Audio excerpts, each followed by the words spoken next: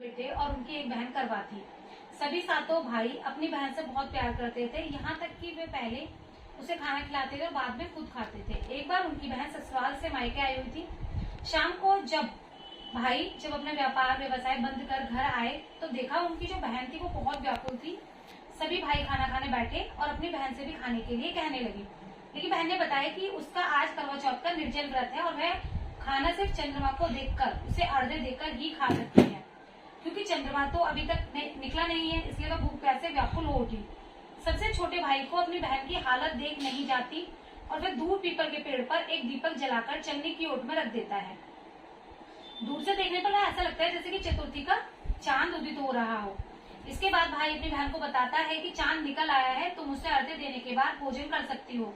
बहन खुशी के मारे सीढ़ियों पर चढ़कर चांद को देखती है और उसे अर्घ्य देकर खाना खाने बैठ जाती है।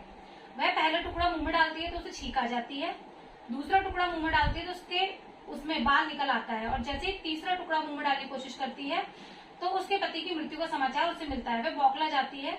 उसकी भाभी उसे सच्चाई इससे अवगत कराती है कि उसके साथ ऐसा क्यों हुआ। करवा चौथ का व्रत गलत तरीके से टूटने के कारण देवता उससे नाराज हो गए हैं और उन्होंने ऐसा किया है। सच्चाई जानने के बाद करवा निश्चय करती है कि वह अपने पति का अंतिम संस्कार नहीं होने देगी और अपने सतीत्व से उन्हें पुनर्जीवन दिलाकर रहेगी।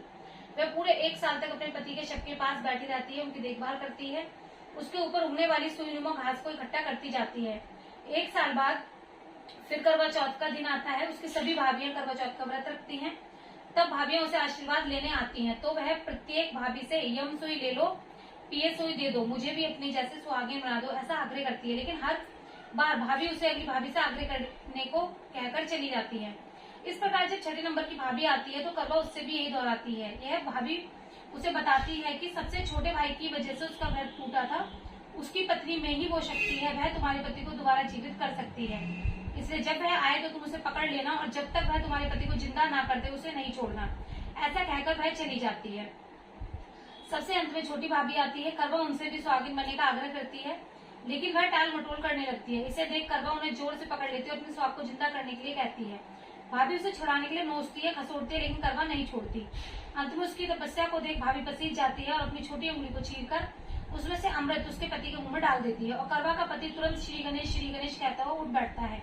इस प्रकार प्रभु कृपा से उसकी छोटी भाभी के माध्यम से करवा को अपना सुहाग वापस मिल जाता है।